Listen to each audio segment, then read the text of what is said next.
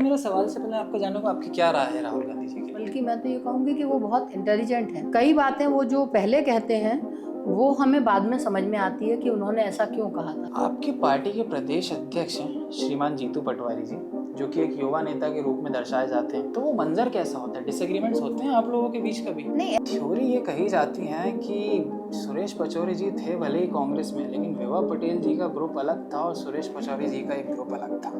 इस ग्रुपिज्म के बारे में आप क्या कहना चाहेंगे? क्योंकि कांग्रेस में आजकल आप देख रहे हैं कितने सारे नेताओं का बीजेपी में जाना हो रहा है। बहुत से आपके साथी, आपसे सीनियर, जिन्होंने कंधे से कंधा लड़ा के आपके साथ चुनाव लड़ा है, ऐसे टाइम पे बुरा लगता है?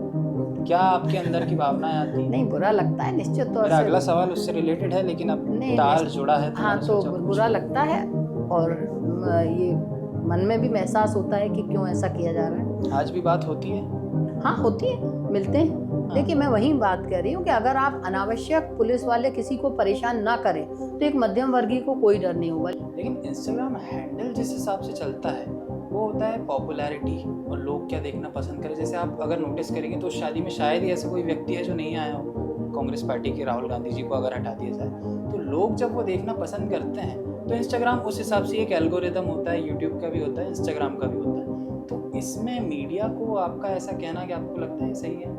नहीं, देखिए, कौन क्या देखना, देखिए जो आप दिखाएंगे वही जनता पसंद करेगी। जी, बहरहाल मेरा सवाल ये था कि जिस दिन पुलिस प्रशासन से आम आदमी का डर हट गया, आपको लगता है कि पॉलिटिकल पार्टी में लोग जुटाने के लिए आपको लोग मिल पाएंगे? आप हो, चाहे बीजेपी हो या कोई भी हो। नहीं, आप अपनी 18 साल की उम्र की विभा पटेल से अगर मिलें तो एक क्या वो एडवाइस होगी जो आज के आपका इतना अनुभव है? नमस्कार and welcome to straight talk, एक ऐसा पॉडकास्ट जिसमें हम लेकर आए भोपाल और भोपालियों की बातें, उन नेताओं के साथ जो भोपाल के इतिहास में एक अहम भूमिका निभा चुके हैं।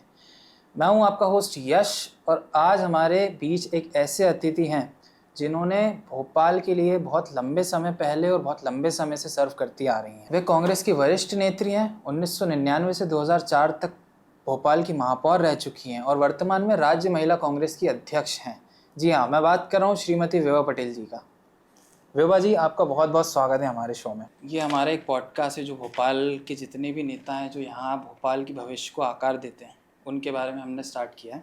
तो सबसे पहले मुझे लगा आपको ही बताना चाहिए, क्योंकि अगर जहाँ तक मेरा होश जाता है, जब महापौर जी का चुनाव चालू हुआ था महापौर का, तो आपने सबसे पहले इसका वो चालू किया था 1999 में जब आप महापौर बनी थी।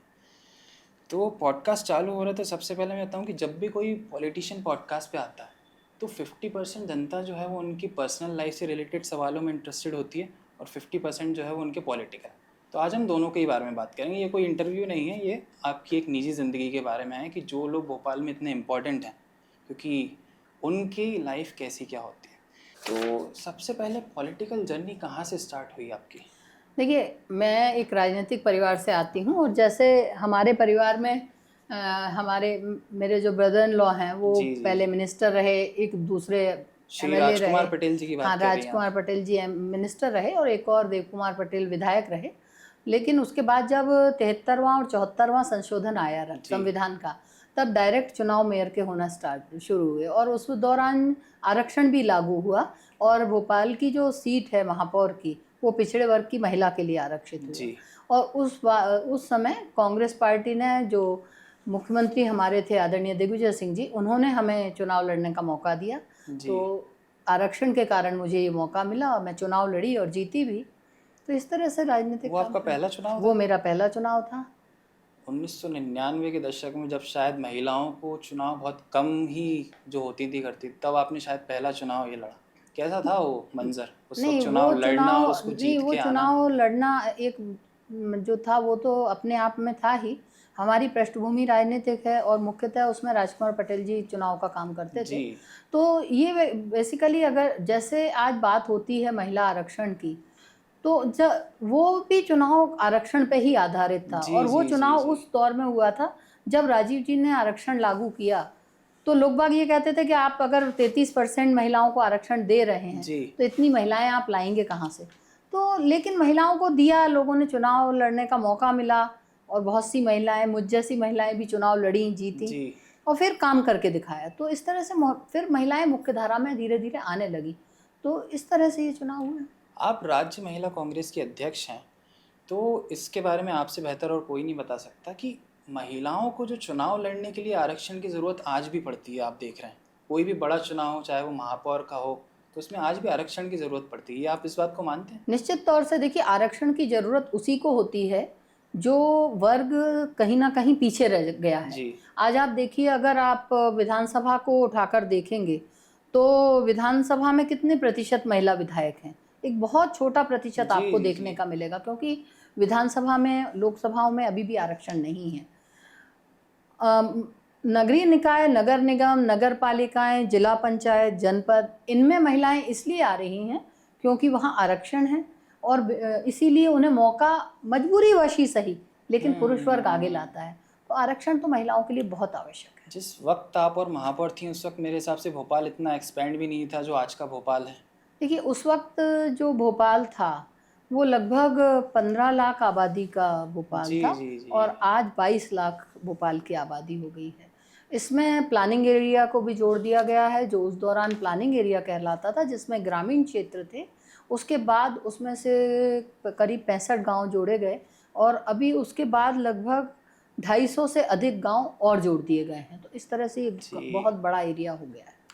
आपने अभी नाम लिया कि आपके देवर श्री राजकुमार पटेल जी का, जिनका बहुत महत्वपूर्ण उसमें योगदान था आपके चुनाव जीतने में। मैं अपने व्यूअर्स को बता दूं, क्योंकि जितने भी हमारे व्यूअर्स हैं मैक्सिमम टारगेटेड ऑडियंस 15 से लेके 30 साल की उम्र होती है, तो वो ज़माना तो उन्होंने इतना देखा नहीं हुआ कि राजकुमार पटेल साहब एक बहुत बड़ा नाम है उस ज़माने का भी, और शायद मैं कहूँगा आज भी कांग्रेस का।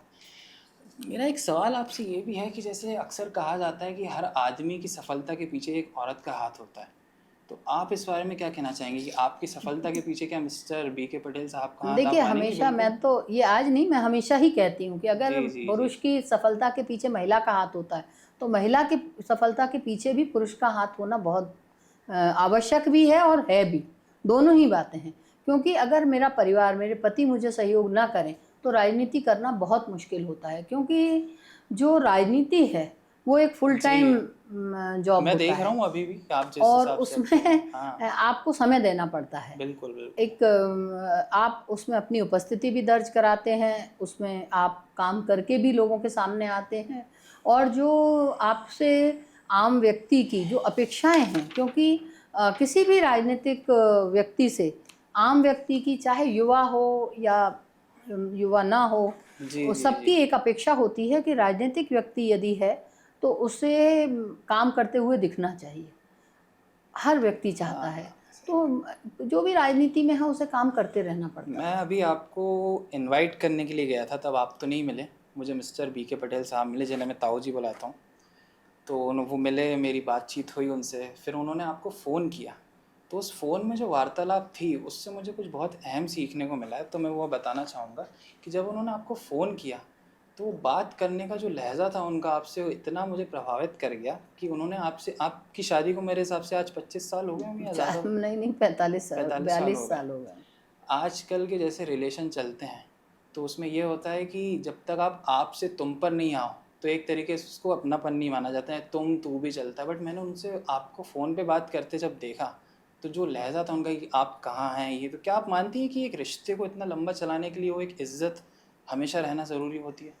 देखिए, निश्चित तौर से किसी भी क्योंकि आप एक हस्बैंड वाइफ हैं, एक घर में रहते हैं, तो होता ही है थोड़ा सा एक कंफर्ट जोन ज़्यादा आता है, तो आप ज़रूरी नहीं होता है, हम तुम भी बुला सकते हैं। नहीं, निश्चित तौर से हम तुम भी बुला सकते हैं, लेकिन हो कई बार ऐसा, देखिए, जब आप किसी को भी आप अपने परिवारजन को यदि जी। सार्वजनिक तौर पे सम्मान देते हैं तो जी, जितने जी। लोग देखने वाले होते हैं वो भी उस व्यक्ति का सम्मान करते हैं।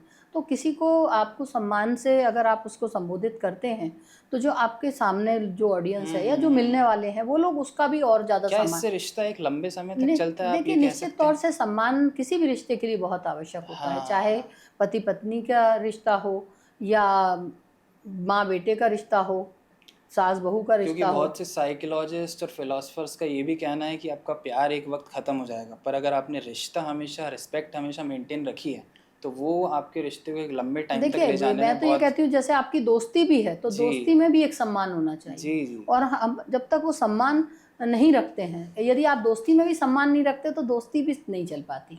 और किसी भी रिश्ते में सम्मान और प्यार दोनों ही आवश्यक। एक सवाल थोड़ा सा हटके है पॉलिटिक्स से, अगर आप पॉलिटिशियन नहीं होती तो ऐसा क्या करियर है जो आप सोचते कि हाँ मैं ये करती, क्योंकि अब कॉलेज लाइफ भी आपकी रही होगी, स्कूल टाइम भी रहा होगा, कुछ करियर आपने सोचा? जब मैं कॉलेज में थी तो आपने शिक्षा भोपाल से ग्रहण नहीं, मैं स्कूल में थी तो मैं केंद्रीय विद्यालय में थी, सेंट्रल स्कूल में थी। और मैं 10+2 हमारा शुरू हो चुका था, तो मैं 12th में थी जब जी सेंट्रल स्कूल में थी। और उसके बाद मैंने 12th में मेरी शादी हुई, फिर मैंने बीएससी किया और बीएससी मैंने ग्वालियर से किया। उसके बाद बहुत साल बाद मैंने यहाँ इंग्लिश लिटरेचर में एमए किया, फिर एमफिल किया। तो बाकी की जो मेरी कॉलेज की वो है वो मैंने यहाँ से किया। उस दौरान कुछ एक्टिविटी जैसे एनुअल फंक्शंस होते हैं तो उसमें आदमी को अपनी टैलेंट का पता चलता है, तो कुछ भी आपने सोचा हो कि उस वक्त देखिए जब मैं स्कूल में थी तो हमारा स्कूल तो एक बहुत सारे पहलुओं को लेके चलता था। यानी आप गेम्स भी हमें गेम्स के बहुत मौके मिलते थे, प्लेज के भी मिलते थे, कल्चरल प्रोग्राम्स में भी भाग लेने के प्रोग्राम्स होते थे, बहुत सारे होते थे। लेकिन मैं एक बात जो ज़िंदगी के मेरा अनुभव है उससे मैंने ये देखा है कि आप जो सोचते हो बहुत बार ये आवश्यक नहीं होता कि जो सोच रहे हो आप वही बनो। महत्वपूर्ण ये होता है कि आपको क्या मौका मिला और आपने उसको कैसे उसको यूज़ किया और उसमें आपने अपने काम को कैसे करके दिखाया। क्योंकि अगर जैसे मेरी तो शादी हो गई थी तो नेचुरली मैं तो एक गृहिणी थी, I was a house wife, और मेरे बच्चे छोटे थे तो नेचुरली मेरे लिए प्राथमिकता बच्चों की थी जी। तो मैं तो ऐसे कैरियर वाइज बहुत ज़्यादा कुछ सोचती भी नहीं थी उस वक्त। लेकिन जब मुझे ये मौका मिला तब मैं भी सोचती थी कि ये चुनाव कैसे होगा, कैसे मैं लड़ूंगी। लेकिन जो मेरे पति हैं उन्होंने हमेशा ये उस वक्त जो बात कही मैं हमेशा कहती हूँ, उन्होंने कहा था कि हर व्यक्ति को ज़िंदगी में एक मौका मिलता है और जो उस मौके का लाभ नहीं उठाता वो ज़िंदगी भर पछताता है। तो मेरी ज़िंदगी का मौका वो चुनाव था और निश्चित तौर से मैं वो चुनाव लड़ी, जीती, भोपाल के प्रथम नागरिक का चुनाव, और फिर मैंने वो काम करके दिखाया। तो फिर मुझे अपनी काबिलियत दिखानी पड़ी। किसी मौके को आप एक पहली सीढ़ी मान सकते हैं, लेकिन उस पर आपको काम करके दिखाना होता है, काम महत्वपूर्ण होता है। क्योंकि खबरों में ये भी कहा जाता है कि भले ही श्रीमती विभा पटेल जी को महापौर हुए बहुत टाइम हो गया, लेकिन आज भी 1999 से 2004 तक जो महापौर की आपने भूमिका निभाई है वो आज तक शायद कुछ नेता नहीं निभा पाएगी। और इसमें ये भी कहा जाता है कि अगर कोई शिकायत श्रीमती विभा पटेल जी के पास आती है तो उसमें भले ही देरी हो जाती थी उस वक्त, लेकिन अगर बीके पटेल साहब के पास कोई शिकायत आ जाए तो कोई ऐसा अधिकारी नहीं जिसको छोड़ा जाता हो। मतलब जो शिकायत उनके पास पहुंचती थी उसका तुरंत काम हो जाता नहीं, देखिए कोई भी काम आप करते हैं तो हर एक व्यक्ति की अपेक्षा होती है। यदि वो काम नहीं हो सकता तो नहीं बहुत जल्दी कर देना चाहिए, लेकिन अगर काम हो सकता है तो मेरा ये मानना है उसे कर ही देना चाहिए। आप ना कर देते हैं अगर कोई काम ऐसा आपके पास आता है जो आपको नहीं लगता मैं नहीं कर सकता, नहीं हो सकता तो हमें पॉलिटिशियंस की आदत बहुत कम होती है, ना कर ही देना चाहिए। क्योंकि आप किसी व्यक्ति के सामने अगर झूठ बोलें तो मेरा तो मानना ये है कि सच बोलना बहुत अच्छा है। अगर आप सच बोलते हैं तो आपको ये याद नहीं रखना पड़ता कि कहाँ आपने क्या कहा था। और मुझे तो अपने राजनीतिक ज़िंदगी में मुझे इस बात की अपने आप पे खुशी है कि मैंने जब जो कहा होगा तब किया। मैं नहीं कर सकती तो मैंने कभी कहा नहीं। तो ये आपको एक अपना किसी भी नौकरी हो, किसी भी प्रोफेशन में सच का एक स्थान होता है। जब आप सच बोलते हैं तो आपको बार बार याद नहीं करना पड़ता कि आपने किससे क्या वादा कर दिया। तो इस तरह से एक आपका किरदार भी बनता है, जो आपके प्रति आम व्यक्ति की अपेक्षाएं होती हैं उस अपेक्षा पे आप खरे भी उतरते हैं। अगले सवाल से पहले हमारे पास एक क्लिप है आपको दिखाने के लिए, क्लिप प्ले कीजिए जरा। देश में सबसे बड़ा मुद्दा कौन सा है? बेरोजगारी। दूसरे नंबर पे कौन सा है? पहले नंबर पे बेरोजगारी, दूसरे नंबर पे महंगाई, तीसरे नंबर पर भ्रष्टाचार। राइट? भीड़ से पूछा, पहले नंबर पर बेरोजगारी, दूसरे नंबर पर महंगाई, तीसरे नंबर पर भ्रष्टाचार। तो मुझे बात समझाओ भैया कि मीडिया पे 24 घंटे अंबानी जी की शादी के बारे में क्यों बातचीत चल रही है? मुझे ये समझा दो। ये पार्टी के राष्ट्रीय अध्यक्ष मिस्टर राहुल गांधी जी हैं। तो पहले मेरा सवाल से पहले आपको जानूंगा आपकी क्या राय है राहुल गांधी जी के लिए? देखिए वो बहुत गंभीर व्यक्ति हैं और एक आम आदमी के बारे में भी बहुत सोचते हैं, और बल्कि मैं तो ये कहूँगी कि वो बहुत इंटेलिजेंट हैं और कई बातें वो जो पहले कहते हैं वो हमें बाद में समझ में आती है कि उन्होंने ऐसा क्यों कहा था। मैं आपको एक छोटा उदाहरण देना चाहती हूँ कि जब हमारा दिल्ली में अधिवेशन था, उस वक्त उन्होंने हमसे ये कहा था कि मैं आज आप सभी को एक मंत्र देता हूँ, डरो मत, और आप इस पर काम करेंगे तो आप इस पर काम करें। किस चीज़ से डरो मत? यस एग्जैक्टली, मैंने भी यही सोचा था उस वक्त कि ये क्या है, मतलब क्यों डरो मत बोल रहे हैं। लेकिन आज आप देखिए कि उस चीज़ को आप किसी भी पहलू पर रख के देखें। यदि आप मीडिया के सामने बोल रहे हैं तो भी आप डरे ना, अगर आप किसी गलत चीज़ के बारे में सोचते हैं तो भी हमें बिना डरे वो बात कहनी चाहिए। क्योंकि देखिए आज लोकतंत्र है और कहीं ना कहीं लोकतंत्र में जिस तरह से आवाज़ उठनी चाहिए वो आवाज़ अगर नहीं उठती है तो आप यकीन मानिए कि वो हम लोकतंत्र को कमज़ोर कर रहे हैं। आप जैसे अभी अंबानी की शादी की बात चली, आप एक चीज़ मुझे बताइए कि अंबानी की शादी से एक गरीब आदमी का क्या भला होने वाला है। अंबानी ने शादी में 1 लाख रुपए के कपड़े पहने, 10 लाख के पहने, उससे एक आम व्यक्ति की परेशानी को आप कैसे ख़त्म कर सकते हैं।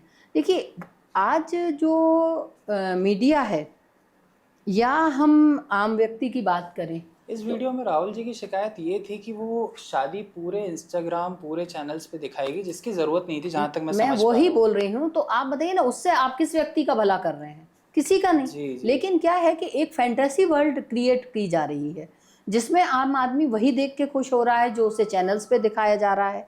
लेकिन कहीं ना कहीं आज आवश्यकता है कि हम परेशानियों के बारे में भी बात करें, जो हमारे देश की समस्याएं हैं हम उस पर बात करें, उनका निराकरण कैसे हो सकता है हम उस पर बात करें।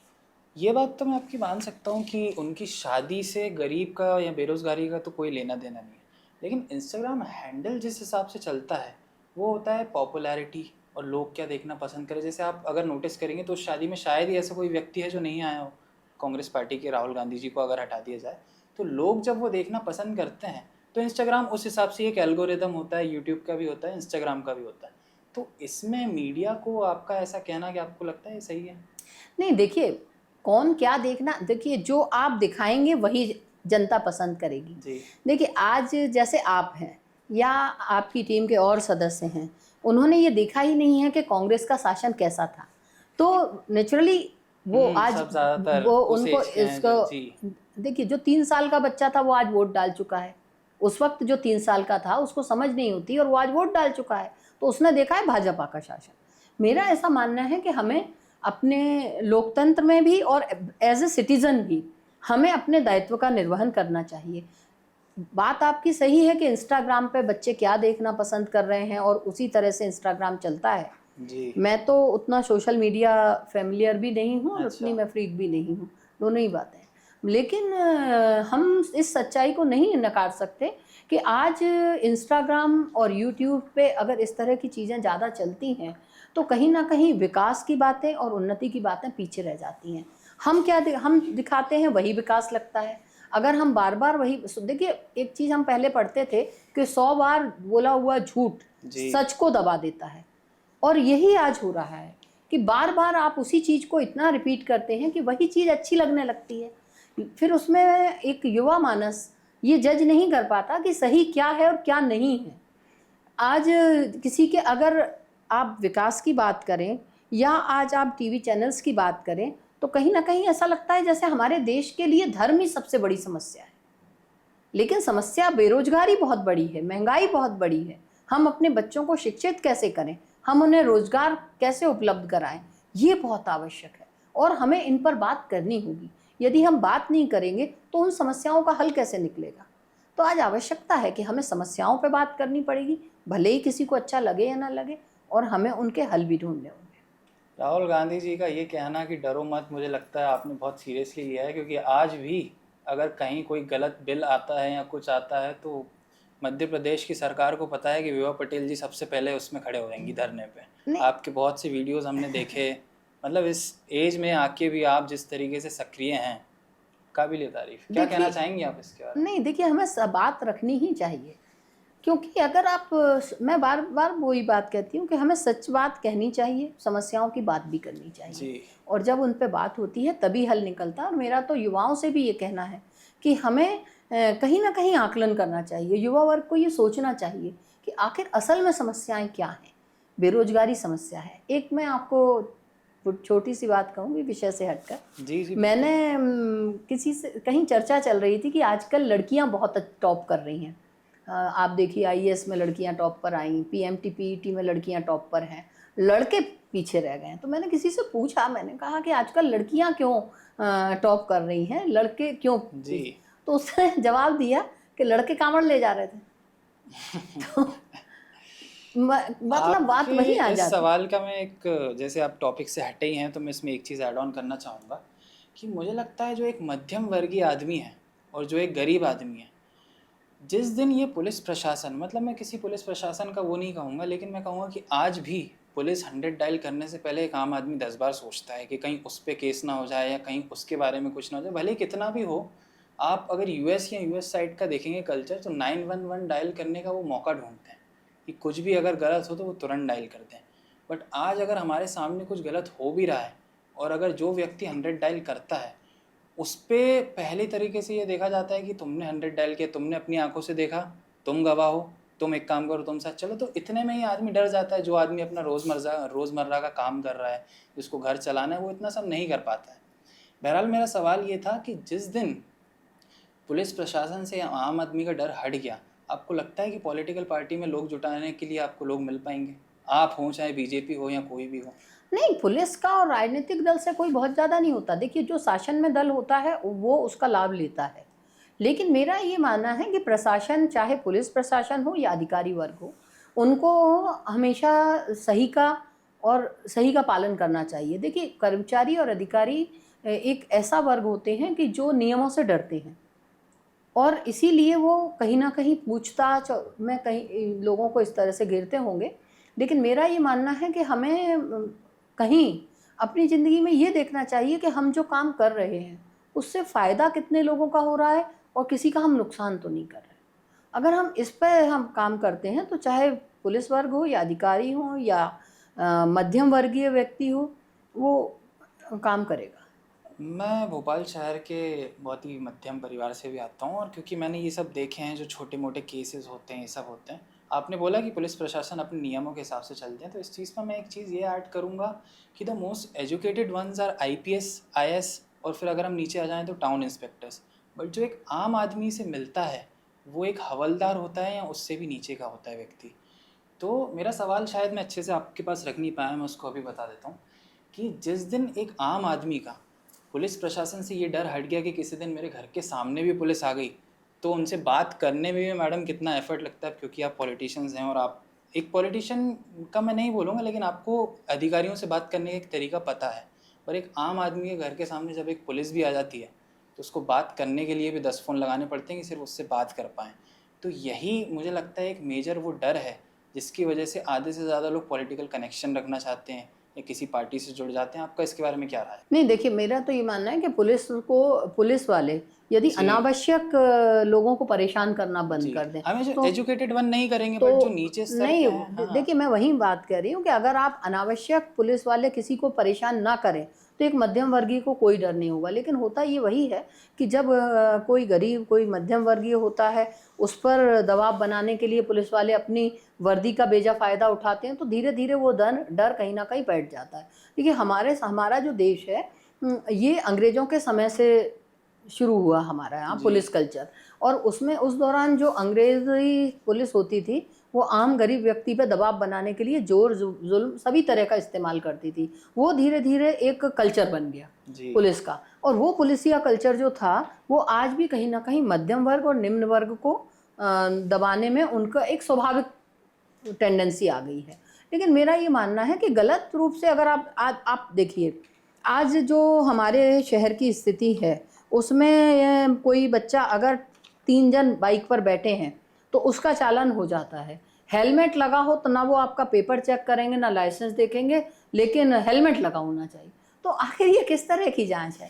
तो देखिए, ये इसी में एक फ़र्क आ जाता है कि आप केवल दबाव बनाने के लिए हेलमेट चेक कर रहे हैं, 3 लोग बैठे हैं तो वो बच्चे बेचारे मतलब पलट के निकल जाते हैं कि भाई वो 3 लोग हैं तो चालान हो जाएगा। तो ये नियम किस तरह से पालन करवाया जा रहा है? आपको क्या लगता है कि अगर आप पावर में आते हैं तो आप क्या कुछ ऐसा सिस्टम निकाल पाएंगे कि जो आम आदमी मतलब मैं बात कर रहा हूँ जो एक मध्यम वर्गीय है, जिसको मान लीजिए हवलदार से कभी कुछ हो जाता है या फिर किसी से कोई एनकाउंटर हो जाता है, तो वो एक डर उनके अंदर ना रहे कि आप अपनी बात रखें, आप अगर गलत नहीं है तो आपका कोई बाल भी बाका नहीं कर सकता। नहीं देखिए, ये तो विभाग से विभाग का अंतर पड़ता है। अगर गृह विभाग मेरे पास हो तो निश्चित तौर से बहुत कुछ चेंज आ सकते हैं। कैसे, क्या चेंजेस? जैसे देखिए कई चीज़ों का आप देखिए, पुलिस वालों की जो चेकिंग है वो नियम के तरीके से हो तो फिर सभी चीज़ों की जांच होनी चाहिए। लेकिन आप देखिए भाई, त्योहार पर ही क्यों वो जांच शुरू होती है? जब कोई बच्चे जा रहे हैं उस वक्त त्योहार के समय पर चेकिंग चालू हो जाती है। तो कई चीज़ें हैं देखिए। मतलब अगर पुलिस 1 महीने लगातार चेकिंग करने लगे तो अपने आप सब हेलमेट पहनने लगेंगे, बट अगर वो बीच में गैप आ जाता है। हेलमेट पहनने के लिए पुलिस के डर की आवश्यकता नहीं है। हेलमेट पहनने के लिए युवा को अपनी सेफ्टी की चिंता होनी चाहिए कि मैं हेलमेट पहनता हूं तो it is safe for me. और पुलिस वालों को चेकिंग करनी चाहिए हेलमेट के साथ कागजों की। यदि उनको ये लगता है कि कागजों की कमी के कारण कोई गलत व्यक्ति गाड़ी चला रहा है तो उसकी जांच होनी चाहिए, निश्चित तौर से कार्रवाई भी होनी चाहिए। त्योहारों पे जो चेकिंग अचानक से बढ़ जाती है, इसके बारे में आपका क्या लेना है? ये देखिए मुझे तो ये समझ में नहीं आता, इसमें तो कोई पुलिस वाला, आप शासन के बहुत मतलब मान देखिए ये लोग शायद ये मानते हैं कि उस वक्त संवेदनशीलता बढ़ जाती है, असामाजिक तत्व इधर से उधर मूवमेंट बहुत करते हैं, शायद ये मानते होंगे। इसका जवाब तो कोई पुलिस से संबंधित व्यक्ति ही ज़्यादा बेहतर दे सकता है। लेकिन मेरा ये मानना है कि गलत चीज़ तो हमेशा गलत होती है, और गलत हर व्यक्ति के लिए गलत गलत ही होता है। जो आपके लिए गलत है वो मेरे लिए भी गलत होना चाहिए, और किसी पद पर बैठे हुए अधिकारी के लिए भी गलत होना चाहिए। यदि वो मेरे लिए सही है तो वो आपके लिए भी सही होना चाहिए, और पद पर बैठे हुए व्यक्ति के लिए भी सही होना चाहिए। यदि हम सही और गलत की परिभाषा एक ही तरह से करने लगेंगे तो फिर एक आम व्यक्ति के मन में से डर हट जाएगा। आज भी भाजपा के किसी नेता से आपकी बात होती है? कोई आपके मित्र हैं भाजपा में? हाँ हैं, कई लोगों से मेरी बातचीत होती है भाजपा में। ऐसा नहीं है कि मतलब पॉलिटिशियंस की आपस में बातचीत है, भले ही वो सत्ता में रहें चाहे ना रहें। देखिए एक सामान्य कर्टसी तो सभी में होती है जी। और ऐसा मैं तो नहीं मानती कि दलगत राजनीति के कारण बातचीत नहीं होती। लेकिन हाँ ये है कि हर व्यक्ति एक विचारधारा, हर पार्टी एक विचारधारा से चलती है, और जो भी व्यक्ति जिस पार्टी में भी है उसे उस विचारधारा के हिसाब से काम करना चाहिए। चलिए एक हाइपोथेटिकल सिचुएशन लेते हैं कि अगर आपको आज किसी और नेता की जगह या आपको पद मिले या उनकी जगह एक दिन रहने को मिले, तो वो कौन से एक नेता होंगे? आप अपनी पार्टी का नाम नहीं ले सकते मैडम, कोई भी एक नेता आप चुन लीजिए, और आप क्या चेंजेस लेकर आएंगे जो आप ला सकते हैं? बीजेपी में ही बताइए, कोई भी एक नेता हो। नहीं, मैंने तो ऐसा कभी सोचा नहीं है। फिर भी ऐसा आता तो है कि हाँ ये विभाग मेरे पास होता तो मैं इनसे बेहतर काम कर लेती जो अभी कर रहे हैं। नहीं, वो तो मौका मिलने पर हम बता सकते हैं। ऐसे हाइपोथेटिकल चीज़ों पर मैं विश्वास नहीं करती।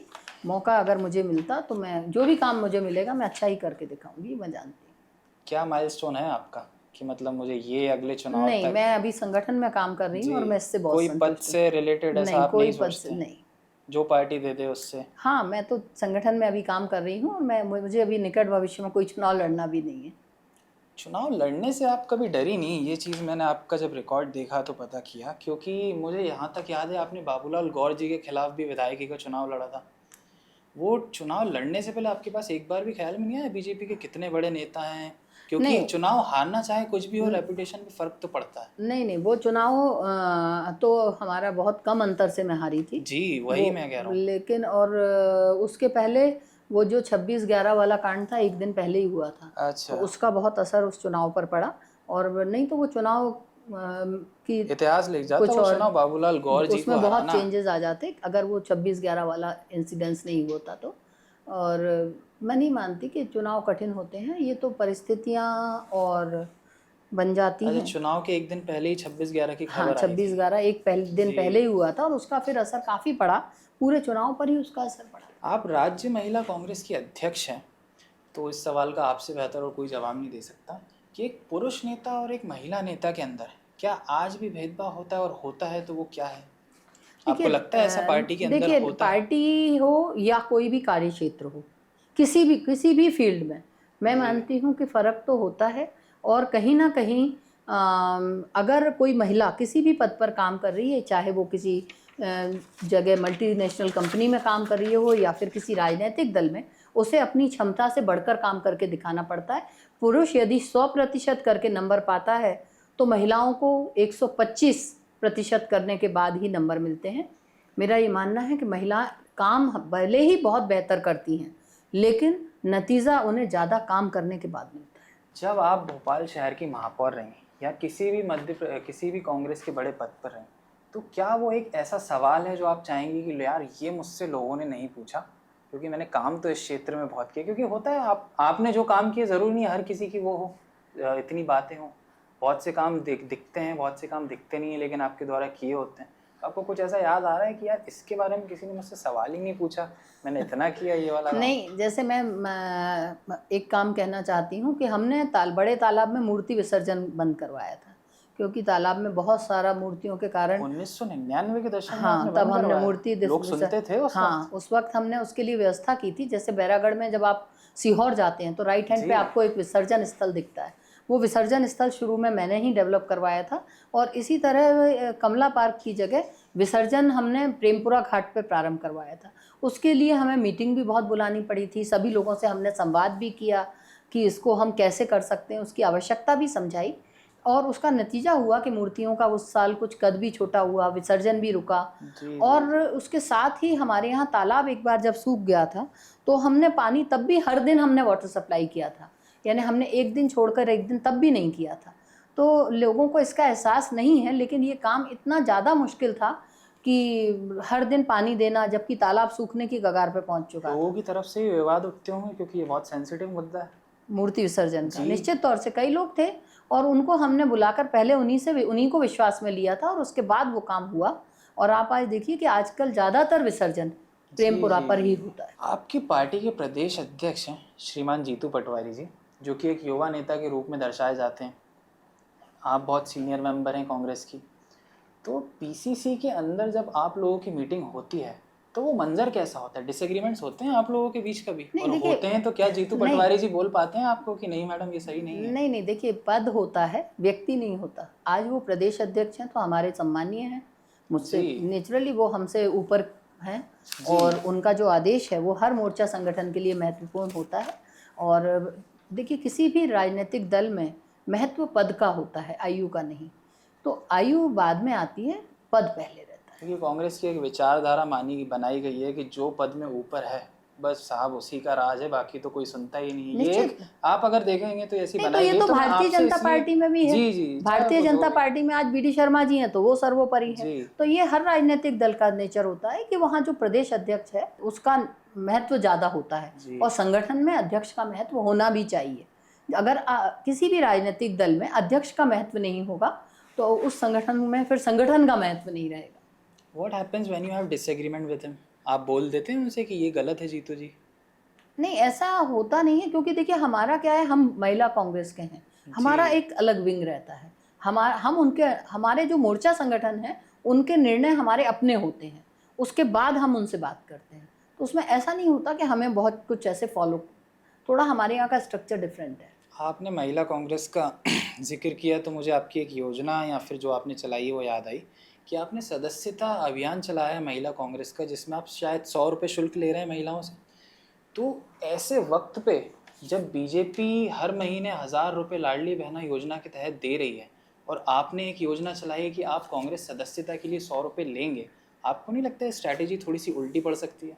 नहीं, देखिए, ये जो साइकोलॉजी है, ये सदस्यता शुल्क जो है ये हमारे केंद्रीय नेतृत्व ने, हमारी राष्ट्रीय अध्यक्ष श्रीमती अलका लांबा जी ने निश्चित किया है। और उनका भी ये मानना है और हम लोगों का भी ये मानना है कि जब किसी राजनीतिक दल या किसी भी संगठन के साथ, कोई एनजीओ ही क्यों ना हो, यदि आप अपनी भागीदारी उसमें देते हैं तो आप किसी भी व्यक्ति का विश्वास उस संगठन के प्रति और पुष्ट होता है। जो व्यक्ति अपना योगदान देता है वो उस पार्टी, उस दल, उस संगठन के प्रति अपनी जिम्मेदारी भी समझता है और उस पर अपना हक भी समझता है।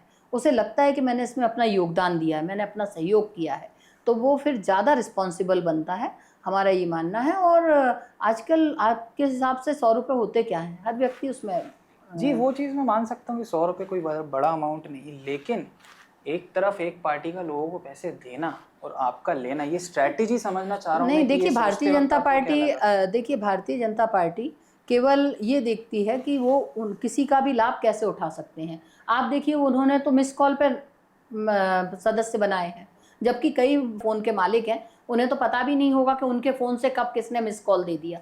उनका मिस कॉल दिलवाने के लिए शासन प्रशासन का भी भागीदारी सहयोग लिया जा रहा है। लेकिन जब हम किसी के पास जाते हैं तो वो 100 रुपये हमें देता है, तो वो हमारे प्रति विश्वास से देता है, हमें नहीं दे रहा, वो डायरेक्ट ट्रांसफ़र कर रहा है, ऑनलाइन हो रहा है, कोई किसी के हाथ में कोई पैसा नहीं जाना। तो उस व्यक्ति का जब अगर विश्वास है पार्टी के प्रति, यदि वो चाहता है कि मैं कांग्रेस में रहूं, तभी वो 100 रुपये का सहयोग देता है, और फिर वो कांग्रेस से यदि जुड़ता है तो वो हमेशा के लिए जुड़ता है। That means you are looking for quality not quantity. बिल्कुल, निश्चित तौर से हमारा यही मानना है कि भले ही कम लोग हों लेकिन निष्ठावान हो, क्योंकि कांग्रेस में आजकल आप देख रहे हैं कितने सारे नेताओं का बीजेपी में जाना हो रहा है। बहुत से आपके साथी, आपसे सीनियर, जिन्होंने कंधे से कंधा लड़ा के आपके साथ चुनाव लड़ा है, ऐसे टाइम पे बुरा लगता है? क्या आपके अंदर की भावनाएं आती हैं? नहीं, बुरा लगता है निश्चित तौर से। अगला सवाल उससे रिलेटेड है, लेकिन अब ताल जुड़ा है तो हाँ, तो बुरा लगता है, और ये मन में भी महसूस होता है कि क्यों ऐसा किया जा रहा है। आज भी बात होती है? हाँ, होती है, मिलते हैं, आज भी मिलते हैं, वो भी हमारा वही सम्मान करते हैं, वही हमारा भी उनके प्रति वही स्नेह रहता है जो पहले था, तो इसमें कोई फ़र्क थोड़ी आता है। 1999 का जब वो दशक था, जब आप महापौर थी, उस दौरान क्या वो एक हिपोक्रेसी थी, या जिसको मैं ऐसा कहना चाहूँ कि क्या आपके द्वारा की गई ऐसी चीज़ थी जो आप ना चाहते हुए भी आपको करना पड़ा हो? जैसे कि पार्टी की तरफ से बहुत बार कभी किसी MIC मेंबर को चुनना होता है कि यार ये मुझे लगता है इसको आप बनाइए, आपको लगता हो वो ना हो, पर फिर भी आपको करना पड़ा क्योंकि पार्टी का कहा हुआ है तो आपको बनाना पड़ा। तो ऐसी क्या वो ऐसी चीज़ है जो आपको लगता है कि यार ये मुझे नहीं करनी थी, पर ठीक है पार्टी का था तो मुझे करना पड़ेगा? क्योंकि होता है पार्षदों की टिकटें जब बंटती हैं तो दूसरे तरफ के दलों का कुछ और होता है। नहीं, देखिए, मैं तो उस वक्त इतनी राजनीतिक थी नहीं।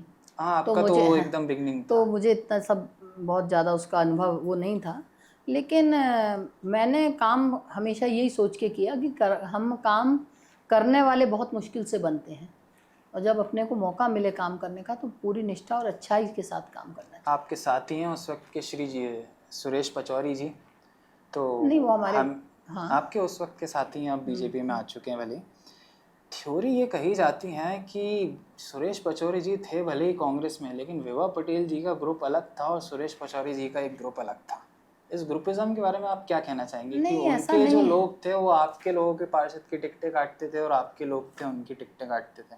इस थ्योरी को आप क्या रूप देना चाहेंगे? नहीं, देखिए, ये तो हर राजनीतिक दल में होता है, और पचौरी भाई बहुत सम्मानीय नेता हैं रहे हमारे यहाँ के, भले ही वो किसी भी राजनीतिक दल में अब चले गए हों, लेकिन मेरा ये मानना है कि राजनीतिक दलों में प्रतिद्वंद्विता, आंतरिक प्रतिद्वंद्विता तो हमेशा चलती ही है।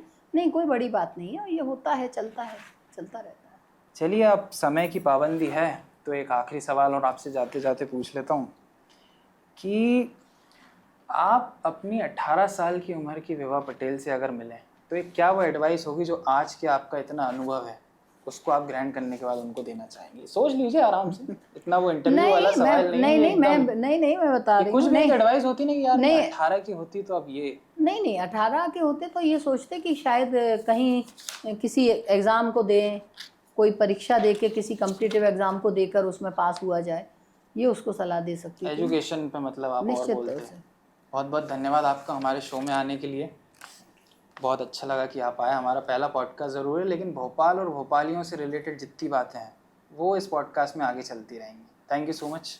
नमस्कार। तो ये थी श्रीमती विभा पटेल जी, जिन्होंने अपना एक्सपीरियंस भोपाल को लेके हमारे साथ शेयर किया है। तो आने वाले वीडियोस में आप देखेंगे और भी पॉलिटिशियंस के साथ हमारा पॉडकास्ट जो भोपाल के भविष्य और इतिहास में एक अहम भूमिका निभा चुके हैं। तो जुड़े रहें हमारे साथ स्ट्रेट टॉक्स विद यश में, जहाँ पे एक भी बात सीधी नहीं है।